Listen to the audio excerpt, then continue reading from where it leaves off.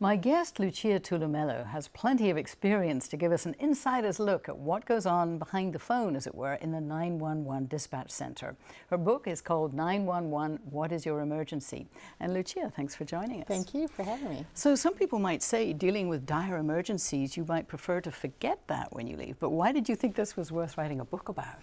Well, because whenever I would say I was a dispatcher, everybody would say, well, you should write a book. So it was always in the back of my mind, and I would think, wow, you can't make this stuff up, right? So I decided to put the book together, and it seems to be doing really well. Tell us perhaps one of the calls that left a lasting impression on you.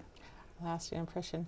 Well, there was the most memorable thing, something that I think about often is was on Mother's Day. Mm-hmm. And I received a call from a woman who the screams were so heart-wrenching. You know, it took me a while to understand what was happening. I was sending officers out there, but I didn't know what the devastation was. And she had come home from church on Mother's Day and found her 16-year-old son hanging, and he had hung himself. And you know, at the time I had a 16-year-old son, and it was just a terrible call. And most of the time, you can leave. You learn to leave the calls at work. You know, mm-hmm. But this kind of hit home, and I think about it often. Okay, you say that one of the reasons you love the job is perhaps the connection that you make with people on the phone. Is that how much opportunity do you have in that just brief phone call to actually connect with people? Well, it is brief, but you know, if you have compassion and you can really make sure you do the best that you can to help the people, and to know that when you go home every day you've done the best you can and you've made a difference, and it just always felt good to be able to do that. How often did you get people making kind of silly calls that you feel perhaps weren't really worth the time of the emergency dispatch? Oh, we get those a lot, you know, and a lot of times they really feel that, you know, to them that's an important call, you know, but sometimes it's just so bizarre, you know, like calling from the fast food restaurant because they didn't have enough cheese in their nachos, you know.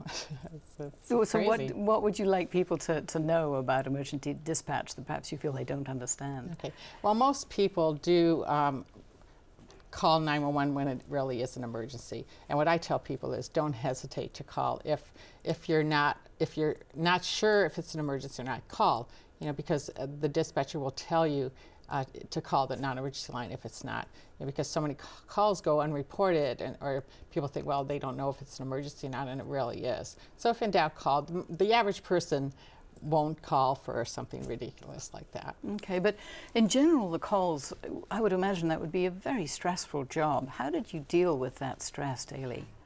Well, it was very stressful at times, but there's a lot of peer support available for you, and there's psychologists that you always have access to if you start being troubled by the calls, you know. And does the police department give you support if in fact you start to feel like you're as stressed as the caller calling you? Right, yeah, like I say, there's always the support there if you need it, but you know, that's part of the job, you know. And now I understand. I didn't realize that they are doing studies now on dispatchers and how it's affecting them, you know, and I think that's a great thing. You know, I know that for debriefings, say if there was a critical call, it would be the officers that would usually go to the debriefings and be able to talk about it, and the dispatchers really weren't included in that.